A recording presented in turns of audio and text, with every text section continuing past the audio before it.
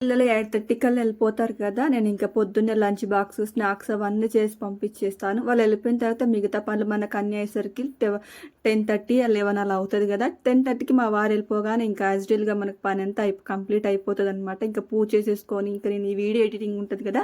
అది చూసుకునేసరికి నాకు 11:30, 12 అవుతదనమాట. ఇక 12 నుంచి అయితే మళ్ళీ నాకు ఏవన్నా కటింగ్ ఉన్నాయి చూసుకుంటాను. పర్ఫెక్ట్‌గా అయితే నాకు కటింగ్ రాదనమాట. నేను మాస్టర్‌కి ఇస్తాను కటింగ్‌కి. అతను కటింగ్ ముందు రోజు చేసుకొస్తే ఆ రోజు నేను నెక్స్ట్ డే స్టిచ్చింగ్ అయితే చేసుకుంటాను అనమాట. ఇప్పుడైతే కటింగ్ ఉన్నాయి. ఇంకా మిషన్ అయితే క్లీన్ చేసేసుకొని అయితే మస్ట్ బ్లౌజ్లు అయితే ఐరన్ చేసేసుకున్నాను. ఆ తర్వాత ఇప్పుడైతే స్టిచ్చింగ్ అయితే స్టార్ట్ చేస్తాను. నిజంగా చెప్తున్నాను, మనకి ఇష్టంగా చేసామనుకోండి ఆ కష్టం అనేది అనిపించదు. ఇప్పుడు ఇంట్లో ఇంత పని చేసుకున్నా సరే ఇంకా నేను స్టిచ్చింగ్ ఈజీగా చేసుకోగలుగుతాను. అంత ఇష్టం అనమాట నాకు స్టిచ్చింగ్ వర్క్ అయితే. నిజంగా చెప్తున్నాను, మన వరకు మనకి ఎంతో కొంత సంపాదన ఉంటే అది మనకు చాలా హ్యాపీగా అనిపిస్తుంది. రూ. 10 వచ్చినా సరే, రూ. 20 వచ్చినా సరే మన బ్లౌజ్ని బట్టి